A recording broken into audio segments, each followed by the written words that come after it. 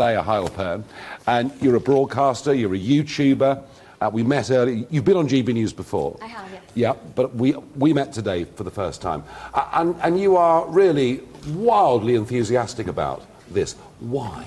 Absolutely. It's because, as you mentioned, actually 90% of central banks in the world are currently looking at building central bank digital currencies. So it's not just that they're traceable. The issue with that is the fact that it's actually programmable. So if for whatever reason you say the wrong thing online, you hold the incorrect opinion, that money can actually be programmed to be used against you. So during the height of the pandemic, in Canada, for example, if you weren't vaccinated, what happened is you weren't allowed to spend, go into certain shops. You had to be chaperoned if you wanted to buy certain items. We could get to a point where they say, you know, for the better good of the environment, you know, you're only allowed to spend money on certain items, whether it's, you know, you get a carbon allowance, a meat allowance, whatever it is. And so instead of having to have that chaperone to make sure that you spend the money on those certain things, you can just program the money, which basically eliminates any third party, and it creates a much more efficient type of tyranny. You're suggesting that through central bank digital currencies, governments could effectively freeze our accounts if we say something that politically they're doing it now. They don't like. Right, they're doing it now in Canada. We even just saw Kanye West, JP Morgan don't want to have him as a customer anymore because he said the incorrect thing. We're seeing it with PayPal.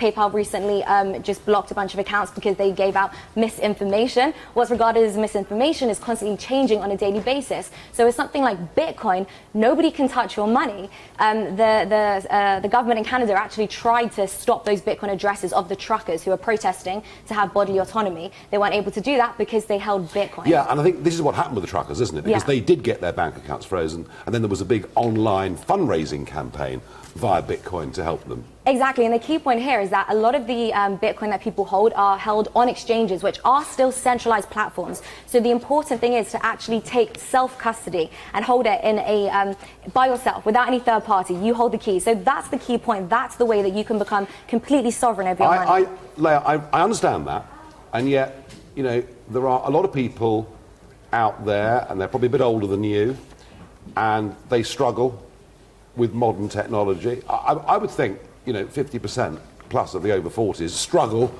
with some form of modern communication. This is quite daunting for them, isn't it? It absolutely is, and that's why, you know, I do what I do. I have a book called Undressing Bitcoin. I talk on GB News, and we want to educate people and teach them how to take self-sovereignty and also have these conversations. So a lot of people tend to think, you know, Bitcoin is confiscatable because of what happened in Canada. Well, actually, it's not. It's not confiscatable. And also people think, you know, it's full of scams. Well, it's not. It's all about education, and that's what conferences like this are for. That's what conversations like this are for. Can the average 80-year-old understand the concept of a digital wallet and operate effectively with it? How difficult is it? My grandfather is 93 years old, and he does get it. I've had conversations with him up in Leeds, in Yorkshire, and he absolutely understands it. I've given him my book, and he gets it. So I think conversations like this are so important, and you know, if they can lock you in your home, and if they can take away your job because you don't want to put something inside your body, then they are coming for money. And I just want to be clear that money really is the fuel, and it's the energy which fuels your life. And if you don't have freedom over your money, you don't have freedom to do anything. We can't come here and have these conversations. In America, for example, I know they're concerned about the Second Amendment being taken away from them. We don't really need to get rid of the Second Amendment. You just program the money so that you can't go buy a gun with it. How far away is this? Because I mean, I hear that Norway is pushing ahead with this concept of a central bank digital currency very, very quickly. How far away are we? Well, I think we are as near as the people at the World Economic Forum want us to be. If you can create, it's all a big conspiracy. It's not a conspiracy. They told us at the World Economic Forum, they literally said in Davos earlier this year, they said that if they were to create some kind of central bank digital currency, they would need to implement a Bill of Rights to ensure that our rights are not impinged on just because of the tyrannical nature of this type of technology.